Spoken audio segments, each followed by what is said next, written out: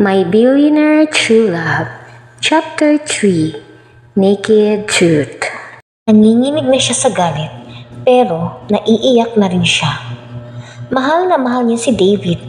Dito lang umiikot ang kanyang mundo, pero nagtaksil ito sa kanya. Bakit, David? Naiiyak na tanong ni Lily.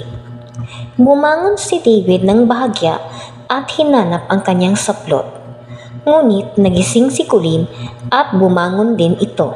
Nakalantad sa kanyang harapan ang dalawa na hubot-hubad at hindi na niya napigilan ang sarili na sampalin si David. Bakit, David? Bakit mo nagawa sa akin ito? Ngayon ay hindi na niya mapigilan ang mapaluha. Itinulak siyang bigla ni Colleen at muntik na siyang matumba. Don't hurt my man! Ako ang makakalaban mo! Galit na sigaw ni Colleen. Napangiti naman ng lihim si David. Wala siyang pakialam kay Lily dahil nagkamali siya sa pagpili rito. Akala niya mayaman, hindi pala. Ang totoong mayaman ay si Colleen at natutuwa siya na napaibig niya kaagad ito. Jackpot pa rin siya kahit nabigo kay Lily. Ngayon ay gagalingan niya ang kanyang acting upang mas lalo pa itong mapaibig sa kanya. Your man? Kailan pa naging sayo ang boyfriend ko? Galit na tanong ni Lily. Kailan? Bulag ka ba? Hindi mo ba nakikita ang ayos namin? Ibinaba ni Colleen ang kumot na tumatakip sa kanyang dibdib upang ipamukha kay Lily na sa kanya na si David.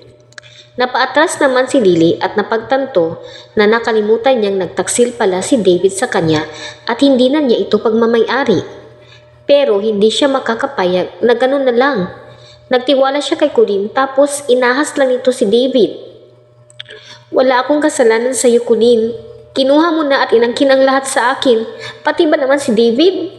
Nanginginig na siya sa galit at hindi niya na mapigilan ang kanyang sarili. Bakit hindi?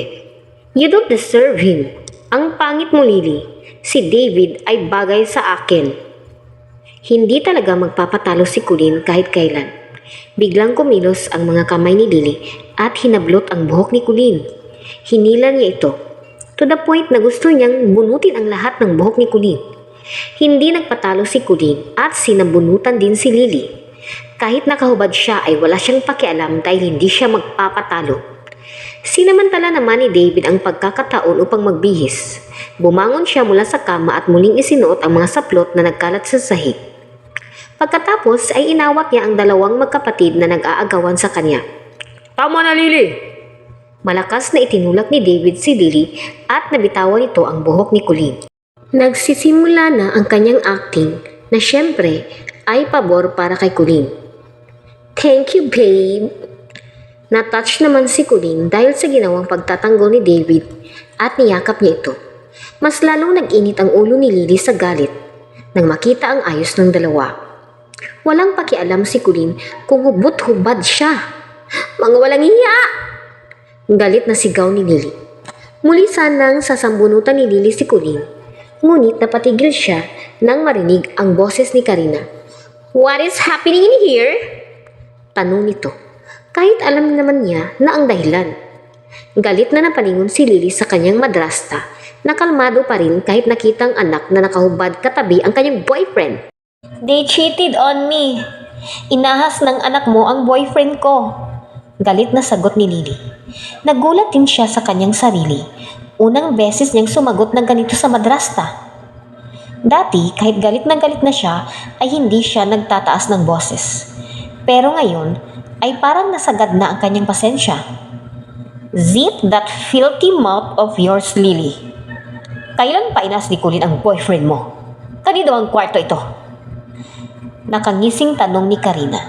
Hindi alam ni Lily kung bakit ganito ang sagot ni Karina sa kanya. Wala naman siyang pakialam kung kay Colleen ang kwarto na ito. Ang alam lang niya ay nagtiwala siya ng unang beses sa kanyang kapatid, pero niloko lang siya nito at inahas pa ang boyfriend niya. Wala akong pakialam. Walang gana na sagot ni Lily. Lumapit si Karina sa kanya at hinawakan ang kanyang bunganga na halos pilipitin na nito. Nasasaktan si Lily pero hindi siya makapagsalita. Yung boyfriend mo ang nang-ahas kay Colleen, Lily. Bakit? Dahil ang pangit mo. Kasalanan ba ni Colleen kung naakit si David sa kagandahan niya? Ang boyfriend mo ang may kasalanan. Sabi ni Karina na inilapit pa talaga ang bunganga niya sa mukha ni Lily nang magsalita. Hindi akalain ni Lily na kukonsintihin ni Karina ang masamang gawain ng anak. Nagpumigla si Lily ngunit hindi siya makawala. At hindi mangyayari na magiging kayo ni David, Lily. Kahit sa panaginip mo lang. Nakatawang sabi ni Karina at binitiwan na ang kanyang bunganga. Nagtaka naman si Lily sa sinabi ni Karina na tila ba may nais na ipahiwatig at masama ang kutob niya tungkol dito. Anong ibig niyong sabihin? Di nakatiis na tanong ni Lily. Bukas na bukas din ay ipapakasal ka na sa isang baldadong lalaki. Nakatawang sagot ni Karina na parang baliw lang. Nangunot naman ang noo ni Lily. Si Colleen ay masayang-masaya sa narinig habang isinusuot ang kanyang mga saplot. Nagbihis na siya dahil baka biglang pumasok ang kanyang daddy. Wala siyang problema sa kanyang mami dahil okay lang kahit ano ang gawin niya. Sobrang spoiled siya nito. Ang kanyang daddy ay makalumang Pilipino pa rin.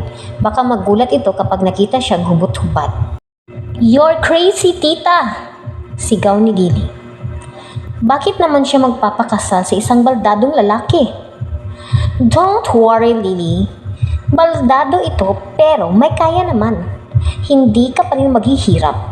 Yun nga lang ay hindi masyadong mayaman. Dagdag ni Karina na nakatawa pa rin.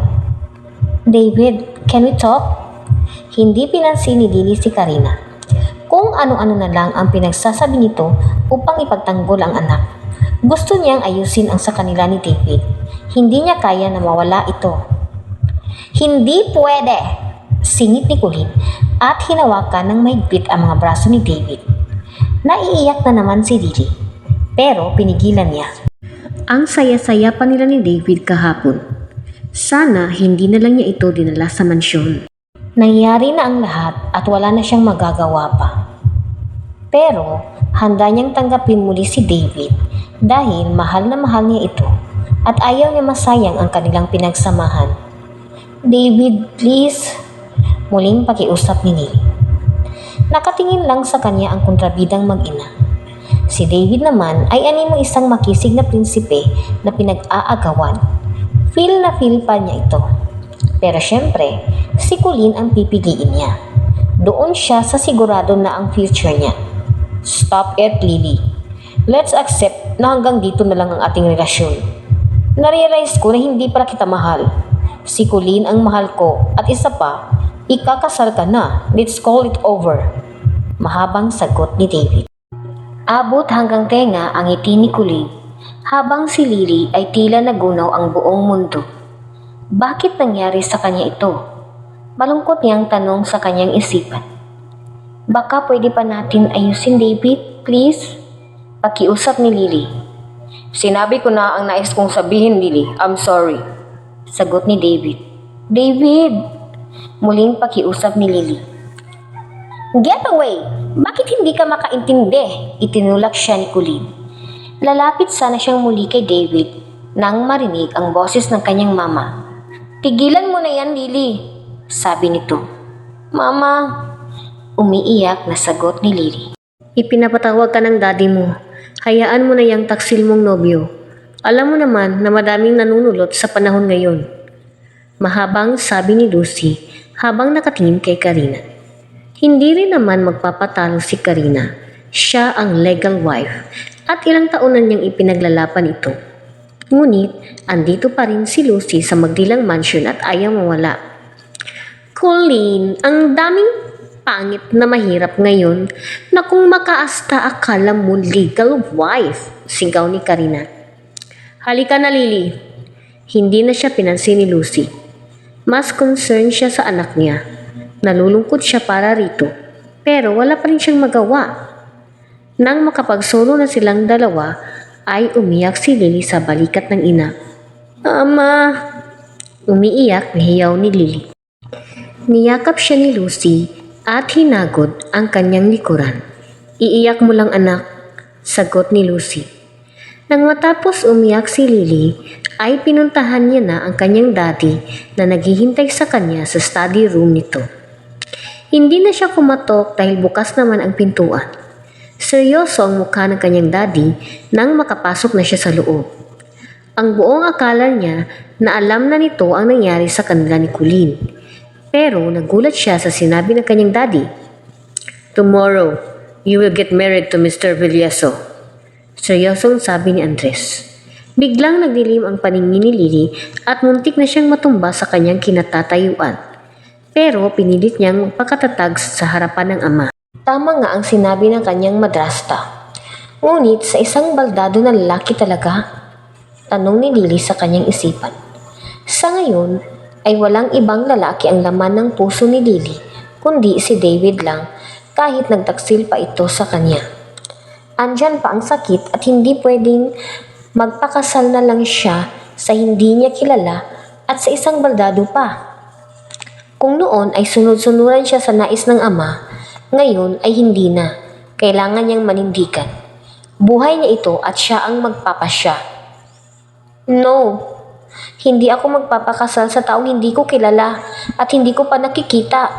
Kaligayahan ko ang nakasalalay dito. Mariing tanggi ni Lily. Napabuntong hininga naman ng malalim ang kanyang daddy.